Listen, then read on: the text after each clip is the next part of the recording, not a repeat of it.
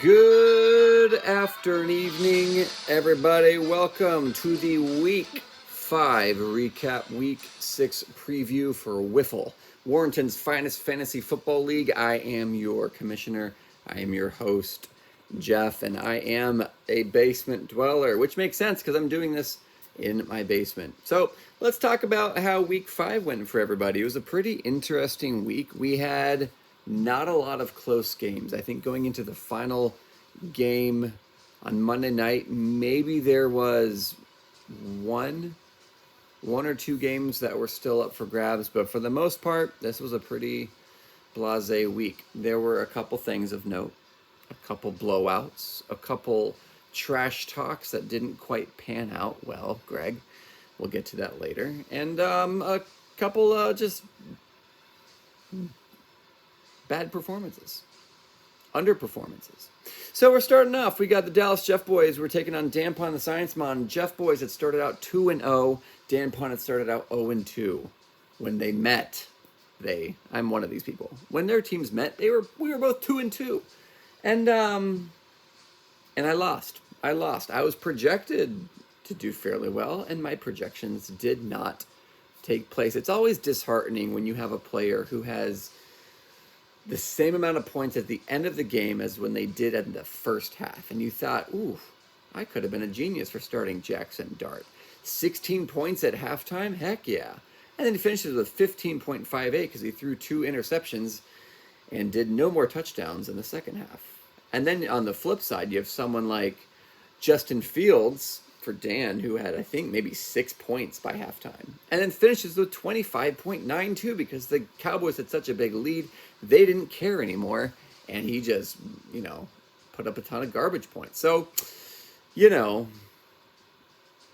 are you going to do? You lose. That's what you're going to do. My defense, for the second week in a row, negative points. A combined total for the last 2 weeks, -7 for my defense. I think I might not start at defense this week, and we'll just see what happens. But yeah, Dan beat me 115.32 to 92.08. Dan riding a 3-game win streak. Congratulations. And as your prize, Omarion Hampton is out for the year. So, was it worth it? Hopefully. On the bench, I had nothing. On the bench. There was nothing I could do. I guess that's really the only thing that makes me feel better. When you lose and you just would have lost regardless. There's nothing to second guess. My team, there's no second guess in here. We know, without a doubt, we're going to lose. Next up, it was the Queen taking on Steven. It's going to be me. Now, Steven, making a name for himself. This was, Steven, I think this was your best week. I didn't look at the scoring to compare, but 125. I think that's your best points ever. To Hannah's 95. And Hannah, I wish I had played you. No, I still would have lost to you. I think I wish I played. Dang, I think I only would have beaten one other team. Jason, why couldn't I have played you this week? More on that later. All right, so yeah, Hannah, 95. I mean, Zach Ertz getting you 0. Not super helpful. Hunter Henry, what happened to him? Did he die? Didn't you have him? Oh, you put him as your flex. Wow, I've never seen a double tight end before. He only got you 5 points. And on your bench, could have done Xavier Leggett. Leggett? I get it. He's a wide receiver. Yeah, I mean, that would have put you at 110, so you still would have lost. So, yeah, nothing you could do. Congratulations, Steven, for drafting a lot of Redskins players because Ja'Cory Krosky Merritt, what does he go by, Bob? Bill? 27 points. That's a lot for... That's a lot of points. And you still haven't picked... You're still going to just struggle all year, I think, with picking the right quarterback. But you won, so congratulations, Steven. Now the Queen is down to 2-3, and Steven's up to 2-3. Look at that. A lot of 2 and 3s. All right, Creature taking on Jason. Jason, who started off 3-0 and has lost 2 in a row because he just lost to Sean. 97-90. And this was a game that kind of went back and forth. There was a time where Jason thought, heck yeah, I'm going to win. And then another part where Sean said, no, I'm going to win. Because Dan traded with me, even though that didn't really do anything yet. But we're still going to blame Dan. 97-90. trying to look. Was anything crazy? Dak Prescott, 28.28. I wish I had accepted that trade. Didn't you offer, Sean, to trade Dak Prescott? I mean, I'll do that trade now. He's gotten you, dude, he's crushing it. 7 points the first week. That's when I should have traded for him. 23, 12, 31, and 28. That dude is tearing it up. Wow. All right. And then Jason, Sean Tucker. Nobody even knows who that is. Why'd you start him? 1.4 points. That's not great. On your bench, 20 points for Stephon Diggs, 20 points for Jared Goff, 18 for Kareem Hunt. You could have won if you just started any one of those three people. So you have a lot to regret. All right, next up, Gone Fishing taking on Mike. And Matt was 4-0. This is the week of crushing dreams. Matt 4-0 going up against Mike. And Mike, 151. It's not even fair at this point. I mean, I think you're the highest scoring lead. I'll look at the scores in a bit. But, I mean, Matt, you put up 100. You were projected 113. So you underperformed. But Mike was projected 109. 151. So Mike was the big winner of our prop bet of the highest exceeding points for the projection. 151, 26 from old Goldilocks himself, 30 from Jonathan Taylor, 20 from Kendrick Bourne. First time I've ever said that name in my life. Tyler Warren, never said that name. 12 points for your tight end there. 16 for your deep. Dude, you're just made up of he's the Colts. He's got the Colts running back, tight end, and kicker, and that got him a total of like 60 points. He could have beat me with that. And on the bench, not a lot on the bench, a lot of bye weeks, a lot of zeros for Mike on the bench. He started the right people. And Matt lost. Matt's 4-1. Mike is 3-2. ChatGP Lee taking on Carlos. Brandon, you did it. You did it. You were the Redskins to the Lions. You were that to Carlos. You gave him his first win of the year. Congratulations to Carlos. All of us 2 and 3 teams are now really nervous because now you're just one game behind us at 1 and 4.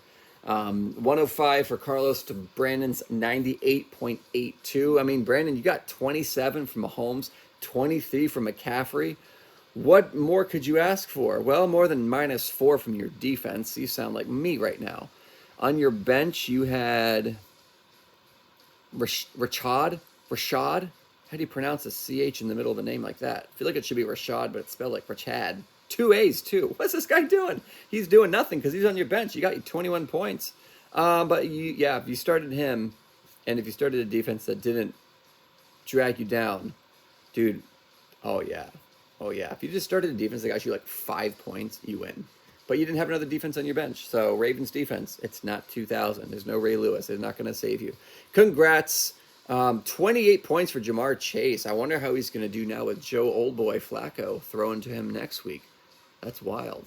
So, anyways, congrats, Carlos. I know that meant a lot to you. Maybe it didn't, but I'm going to say that it meant a lot to you. The last matchup was Greg taking on Michael, and this was one where we had a lot of trash talking going on from Bijan's Mustard. And Greg, I hate to say it, but it may have backfired. Not that it had any impact at all, but it sure made us laugh. And by us, I mean at least me and probably Michael, since Michael won. And Michael, 98.2 was your projection. And Greg, 99.8 was your projection. These are both pretty healthy temperatures, guys. And you both spiked to very bad fever of 139 to 129. So you both crushed your projections and expectations, which is probably why Greg got all a little, 32 from Rico Dowdle, ex-Cowboy. I remember that name. 27 from Kyron Williams. That's a lot of points. That's 60 points from 2 running backs? That's insane. And yet, Daniel Jones, 16. Michael Carter, 15. Justin Jefferson, 16. Jackson Smith, won't say that last name, 24 points. 28.8 from Emeka Egbuka.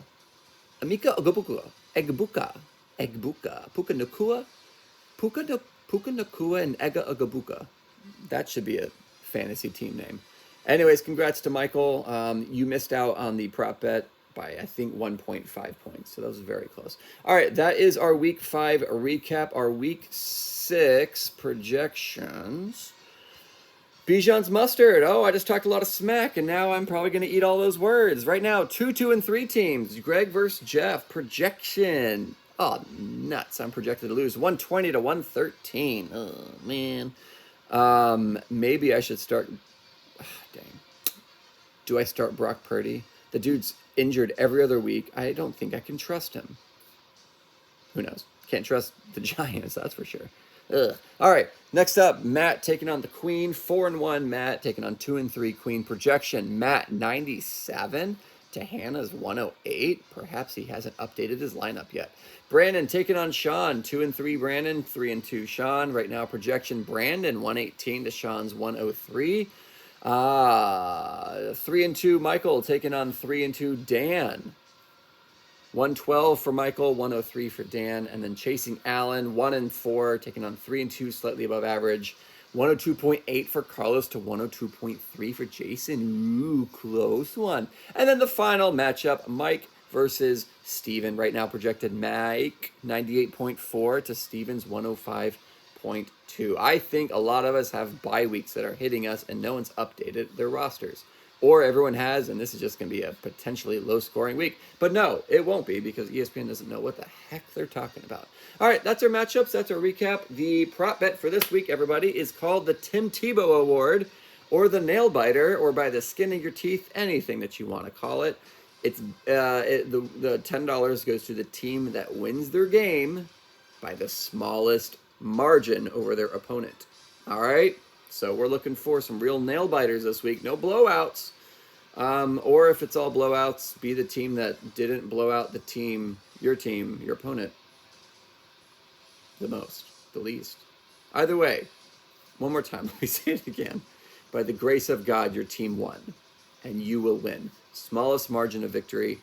$10 goes to the winning team for that. Okay, that is it. Have a great rest of your Wednesday and your week. Don't forget to check your lineups. And don't forget, we've got all these weird European games. I think there's a game at 9:30 in the morning on Sunday. That really throws you off. So check it before you leave for church because it'll be too late afterwards. All right.